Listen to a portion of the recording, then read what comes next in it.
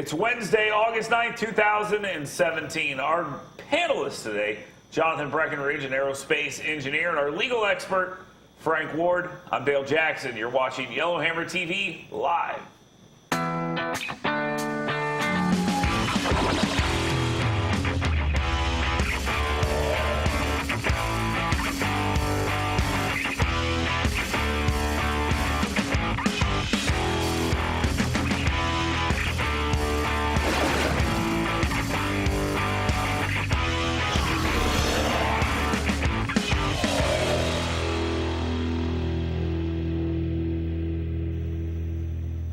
Good morning. Welcome to Yellowhammer TV Live. We have a lot to discuss today. We'll talk about Bentley still being the bane of our existence, Playboys covering the Alabama Senate race, and yes, we will talk a little bit about Donald Trump's endorsement in the Alabama Senate race as well. Let's get to the headlines.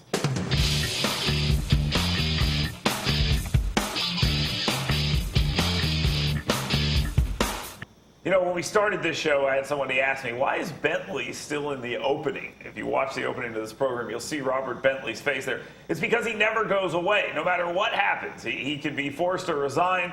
He can slink away in embarrassment. The Tuscaloosa sheriff can take away his gun. It doesn't matter. Robert Bentley will always be with us, and apparently we'll always be paying for Robert Bentley because we are still on the hook for Robert Bentley's civil cases. This seems absolutely ridiculous to me, but he was a state employee, believe it or not. That's how he's being laid out here. A state employee when he fired somebody for a questionable reason, and now he has been civilly sued for it. The criminal matter, of course, is over, and now the civil suit is happening.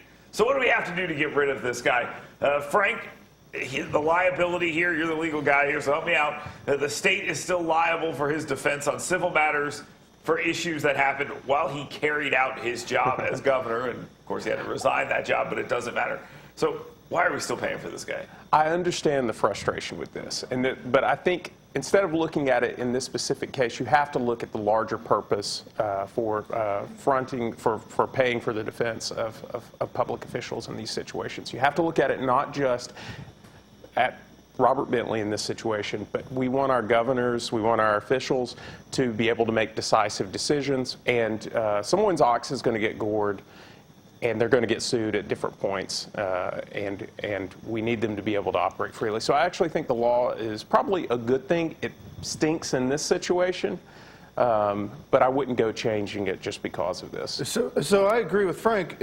Yeah, if you are a politician of the state and you get sued civilly, then it's not just politicians, by the way. It's any state employee. All right. So if you're acting for the state of Alabama and you end up getting sued civilly, then yeah, I agree with that. But here's the thing: Robert Bentley had a plea deal to not go to jail for 4 separate Class B felonies, and that they should have roped this into it. This should have been roped into it. Maybe somebody should have done something. He got away with not going to jail for 4 Class B felonies, and he instead got 2 Class B misdemeanors. I mean, this should have been part of that. And Absolutely. It gets even worse than this. If you pay attention to the story published at yellowhammernews.com, you'll learn that at the end of the day, this could go on for years, cost hundreds of thousands of dollars, and then if he even settles or loses, taxpayer dollars pay for that too. So on top of everything else, I mean, Frank, this is frustrating. Still the greatest governor the state's ever had, right? Himself the greatest governor in the state. So we're on the hook for all of this. Yeah, it looks that way. It's unfortunate in this situation, but I don't think it's a reason to go and change the law. Okay, it's a reason to be very careful about who we elect. Okay, then there's a very good point. All right, let's move to Silicon Valley. Google diversity, and what might come up is a very confusing quote manifesto that has been called an anti-diversity manifesto. And I would tell you, I complain a lot about the media on this program and on all my outlets, and I will tell you this right now. This is one instance where the media has completely dropped the ball. I don't think that there are many people who are talking about this right now who have actually read this memo. Now, with us, we have Jonathan Breckenridge, who works in tech, We have Frank Ward, who is probably the nerdiest guy I know who doesn't work in tech. Jonathan, we'll start with you. This thing about women in the tech workplace, my wife read this thing, and she was a little, not upset would be the wrong word, but some of the stuff he said where women are more likely to experience anxiety and things like this, she was like, that's not wrong. And then I said, well, here's the science that says that it's right. I mean, this guy is a PhD in biology from Harvard. He knows what he's talking about, but he went off the reservation here, and he got screwed for it. They fired him for it. Yeah. Why? So he went off the reservation by, when you say that, he went off of Google's reservation. Google's based in California. That's where the majority of the liberal contingent is, if you will. And then on top of that, it's a tech community that's been pushing for diversity for a very long time. If you actually go read the memo, there's two parts to it. The first part that I think a lot of people are upset about is when he starts comparing biological differences between men and women and what those biological differences mean whenever it comes to working in the technology field. And I think that's where a lot of people got upset about. The other stuff that he was talking about was saying, hey, look, here are some changes that we can make to our organization to better fulfill the needs and wants of these different people. So I actually think that if you read the full context of the memo, it's more inclusive than forcing people to go to meetings simply for the fact of checking a box that says what he said is do away with the race quotas and gender quotas and open it up a little wider. Frank? Yeah, this is, I don't normally agree with you guys down the line, but this is one area where I think the media has completely gotten this wrong, and it's playing into a narrative that I think often is a false narrative from my perspective, but this is an example of it. Yes, if you read the memo, another thing that's in the memo that's lost is he's not saying this is true about individual women. He's saying that as a whole. Guess what? It may be that some small percentage of the over or under representation of men and women in certain fields comes down to biology. And he actually has a bell curve graph in there that shows, and if you look at the bell curve, it shows large overlap. What does that mean? That means you're going to find men and women in every profession who are just as capable. But the question here, or one of the questions, is about sheer numbers in representation. The other thing that I think is being lost here is and it's been proved right by the media, is he was making a larger point about there being a monoculture that doesn't tolerate dissenting views. Absolutely. And it doesn't really matter whether his perspective is right or wrong. I think the psychological, the evidence out there, the studies, can go either way. You can argue either way. The point is that this guy is being smashed like a bug for simply taking a minority point of view. They fired him. The funny thing about this is they say we want diversity. They don't want diversity of opinion. They want a brown guy, a yellow guy, a tall guy, a guy in a wheelchair. They want all these people to look different, but they want them to all think exactly the same. And if you deviate outside of that group thing, they're going to smash you like a bug. I mean, you're a liberal here, and I think it's interesting. We talked about this yesterday via text message. I would say the media left, the people who get the attention, that they have decided that they are either grievance mongers, victim fetishists, or people who play off of those people. That's who the modern American media portrays the left to be. Is that fair? I think there's an element of that. There are sins that both the right and the left find it easy to fall into, and I think this is an example where it's easy for the left to they want to be so protective. They caricature themselves. In this case, this is. I think a lot of this the right has created, the left has become. Well, I think in this particular instance, you have a few actors who are actively misrepresenting this guy, and other people, other journalists who are just too lazy to go out and read the memo themselves. I think that's and they're just parroting. Let's move. So before you move on, the other thing is that this guy's already got another job. Julian Assange has offered him a job at WikiLeaks. That's incredibly helpful for his career, I'm sure. I am completely sure. Let's move on. This article, oddly enough, comes out of Playboy, and Frank tells me he reads it solely from the articles, and it's articles like this. Jonathan says he just looks at the picture, so I don't know. But this article makes the argument that all this chaos in the Alabama Senate race could turn Alabama blue. Now, over the last couple of years, we've been having these conversations in places like Texas. Wendy Davis stood on the floor of the Texas legislature in sneakers and talked about how great abortion is. And they were like, this is going to be the thing that turns it. She gets destroyed the governor's race, status quo as it is in Texas. The things don't look good on the Republican side. The fighting's over who loves Trump. We'll get into that more.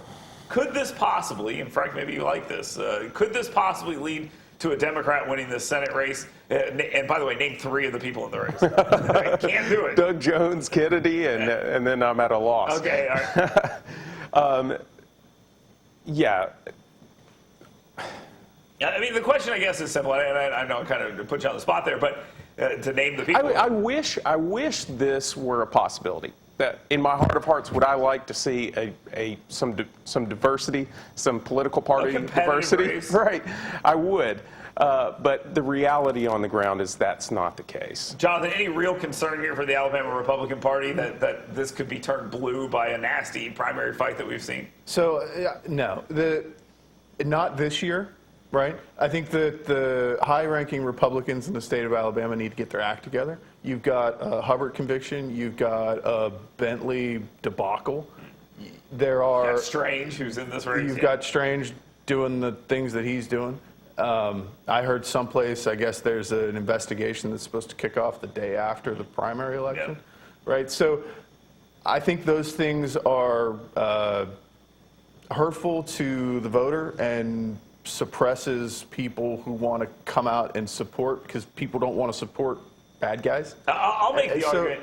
I think that's part of the argument, and I think that the top leadership of the Republican Party really needs to get their act together. I'm going to disagree with both of you. I think that there is a possibility that this could be a pickup for blue seats, and I'll lay out how I think that happens. And there's 2 ways. One, a plague wipes out all Republicans. I mean, if some sort of plague happens and it wipes out all Republicans, but a more serious response is, I think that what happens is you get a Moore or a Strange, and you are able to make the race not about Donald Trump, but about those 2 individuals, and you make it about them personally. You go out and you fight that battle. Then the National Democratic Party dumps a ton of money into the race, but stays out of it with its people. It doesn't bring in the Alyssa Milanos from Hollywood or the Elizabeth Warrens. They just dump a ton of money on Doug Jones or Bobby Kennedy or somebody, and they make this a well-funded, rational Democrat versus a crazy Republican or a corrupt Republican. And if they're able to brand that messaging, I think there's a race. Am I off base? So I think if Strange or Moore get the nomination, then you have a serious case for against them for corruption. Right. But honestly, when was the last time that you've seen the Democrats dump a bunch of money in and not come in and try? No, I know that's unlikely. I think if they dump money, they'll bring players, and that's going to hurt. Yeah, that's a problem. Yeah, Alabama doesn't like to see outside players. Right. It could. It's not outside the realm of possibility, but it's so unlikely that I almost feel silly entertaining the idea. It's wish casting. I mean, it's basically trying to wish something into existence, and the everything would have to go right for the Democrats. Right. It would have to be the absolute perfect storm. And if I were to lay out what that scenario looks like, it's actually Strange winning the primary, but being so damaged by all this corruption and stuff, and the attacks that you've seen on the other 2 guys, that you depress their willingness to turn out in the general, or they, out of spite, vote against him. Republicans, out of spite, voting against Strange. I'm not saying that's going to happen, because if they nationalize the race, it will be Trump versus, or Republicans versus Democrats. And I don't think it is. But I don't think it's as far-fetched as you guys think it is. I think some money could come in, and as long as they aren't able to hold up a bunch of pictures of Doug Jones, like I said, hanging out with Hollywood elite or Nancy Pelosi, I think you might have a bit of a different race. Lastly, and Trump's come up a few times, these last 2 subjects he'll be brought up a lot. Let's talk about North Korea. Fire and fury like the world has never seen. Now, I don't consider myself to be the smartest person when it comes to foreign policy or history in general, but the world's already seen 2 nuclear bombs go off in population centers. Fire and fury in which the world has never seen. This is a step beyond shock and awe. This is a step beyond Bush's wanted dead or alive. This is a step beyond Barack Obama's red line that meant nothing. Trump said yesterday, if you threaten us again, you will see fire and fury in which you have never seen. About 2 hours later, Kim Jong-un came out and said, oh yeah, we'll attack Guam. I mean, it's two guys escalating this with, I don't think, any real plan on either side as to what they're going to do, except saber rattle. Is this a dangerous situation for us? Oh, absolutely. I think we're, and I hope this isn't true, but we could realistically, within the next 6 months, a year, see a loss of life in warfare that we haven't seen since World War II. I mean, at least in the West. And I realize this would take place in the East, but there are a lot of U.S. troops. I mean, we've got close to 30,000 soldiers right there on the border, right, including families as well. American families, American soldiers, and Seoul, which is one of the biggest cities in the world, is right there as well, and it's reachable by artillery. And I think the thing is, there are ways. North Korea, if it doesn't know, should know that we're serious. But I don't think coming out with this kind of rhetoric helps the situation, and it certainly doesn't help us with China, with other players. Okay, so that's an important point. Trump the other day, 15-0, got China, got Russia, got everyone else in the Security Council, which is hard to do, to come out and put sanctions on North Korea, $1 billion on their exports. They have $3 billion in exports. I mean, you heard him by a third. And then the next day, after being upset that he didn't get enough media coverage over it, which doesn't make any sense because it was everywhere, he does this. Is he just saber rattling? Does he mean this? Does he know what he's doing? And by the way, that question could go for either guy. Yeah, so first of all, I don't think Kim Jong-un has any clue what he's doing.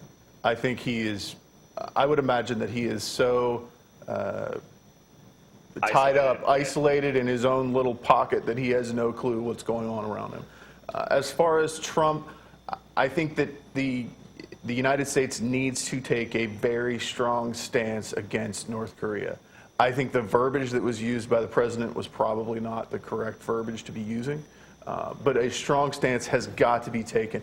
The ICBM that they've tested easily has the capability to reach the coast of the United States, which means that Los Angeles, San Francisco, those coastal cities are in danger. And they're saying that they could go even as far as Chicago, yeah. But I think when you put miniaturized nuclear weapons on top of that, the weight of that reduces that range.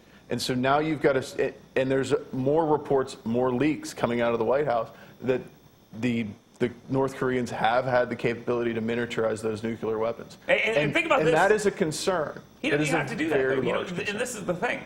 You don't have to hit L.A., Chicago, Seattle. You don't have to hit any of those. You hit Guam. You could hit South Korea. You could hit Japan. You could hit. You accomplish the same thing with those threats. So I don't quite remember my world history as well as most people will. Frank, you may be able to correct me on this one, but the Koreans and the Japanese have been at war for a very long time. Well, this war alone has been going on for over 60 years. So, I mean, Frank, sorry, go ahead. No. And I think we have to look at when you use, there's not really a next level of rhetoric when you say fire and fury. If you use those terms now, what do you say next? Extra fire and extra fury? The thing is, when you ratchet up the language like that, there's nowhere to go. And because we have such the only next step is, I'm going to nuke you. Well, yeah, and because we have such limited contacts to North Korea, every external move that we make, everything that is said, needs to be calculated. And one of the things in these situations that you need coherent policy coming from the executive branch of the government. And as we know with Trump, his administration is so disorganized that North Korea is getting somewhat mixed signals on this. Now, I will also say this. I'm going to beat up on the media here just a little bit. Had these words been spoken by Barack Obama, they would have been treated as if they were strong. I mean, maybe it's a step too far. Trump already has the media against him as much as he can. Everything he says, I mean, it's just like the Pence thing the other day. If Pence comes out and denies that he's running in 2020, he's lying. If he doesn't deny it, he's being quiet because he's running. I mean, it's just that there's a media against him, and Trump just continues. Jonathan, I'll give you the last word. Yeah, so on that aspect, I think that with the Trump administration, you have these grandiose statements that keep popping up. And so it doesn't surprise me that he would continue with this grandiose rhetoric. But I don't necessarily think that when he talks about fire and fury, it means what everybody else thinks. Okay, fair enough. And when you're vague and leave the door open like that, people just insert whatever they want. Right. We'll be back. We got a lot more to talk about. Donald Trump endorsed in the Alabama Senate race. We'll discuss it next. Yellowhammer TV live.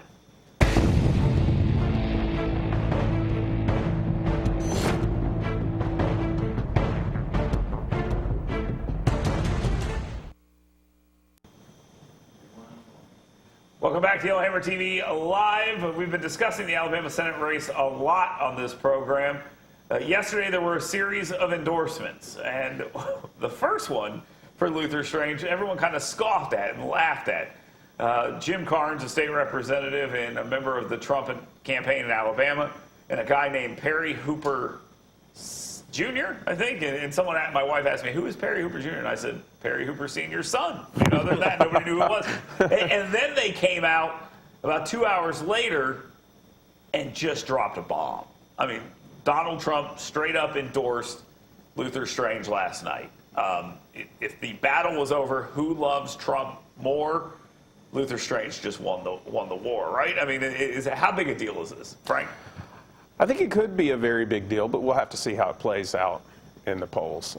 It's certainly based on the way the ads have been run. I'm sure the polling would indicate that it probably will. The past polling will indicate that it will be a big deal. The endorsement in its totality. Senator Luther Strange has done a great job representing the people of the great state of Alabama. He has my complete and total endorsement. My response to this was pretty simple.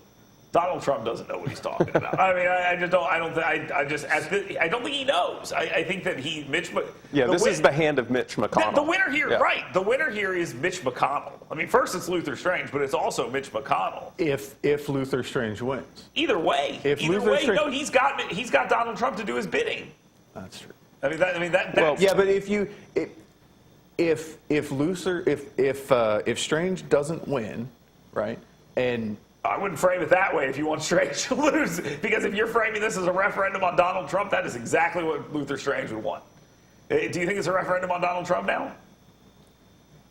I think Mitch McConnell's doing everything he possibly can to get his people into office and maintain control as much as possible. It's funny. Just think about this. If you were to ask, would Mitch McConnell want to make things a referendum on Donald Trump, the answer to that is no. But he sees that as a path to victory. Just like the ads that his campaign's been running. Does he think that Mo Brooks is aligned with Elizabeth Warren and Nancy Pelosi? No, but he wants to win. I mean, this is solely swamp politics. I mean, this is it. I mean, this is about, I want to win, and I don't care how it happens. And that's what this is, correct? Oh, absolutely. Yeah, you've got McConnell, whose interest here isn't Alabama. His interest is having a reliable vote, someone that he thinks he can push to vote the way he wants. And that's Strange. I don't think that, and I'll take it a step further, it's not only that, it's also he wants to send a message to those other 51 senators or 50 senators there in Washington, D.C., that when your reelection comes, I got your back no matter what. I think that's a very solid point, because it's a chance very early on to say, look, there are definite benefits to falling in line with my agenda. He's not spending $8 million in Alabama because he loves Luther Strange. He's spending $8 million in Alabama so the guy in West Virginia, so the guy in the Midwest, so all those guys come around. How big a deal, Jonathan, is this? So with only a tweet being what Trump endorses Strange with. Not even a video, just a tweet. The only people it affects are the people that aren't paying attention. Okay, all right, because if you were paying attention, you already saw this battle play out. Who loves Trump more? This, I think, does and matter. You've already made up your mind. I think this matters more so than that, but I don't think it's that big of a deal. Let's take our last time out. When we come back, we'll talk about what's important to us. What's the biggest story of the day? Stay tuned.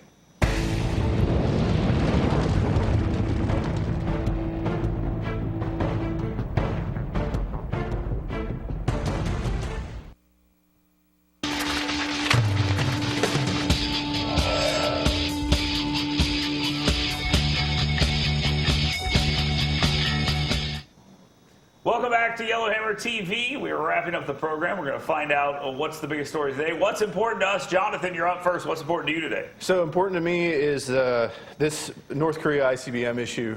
I'm not concerned necessarily about a nuclear strike, but what I am concerned about is the transfer of knowledge to the North Koreans in order to advance their program as far as they have.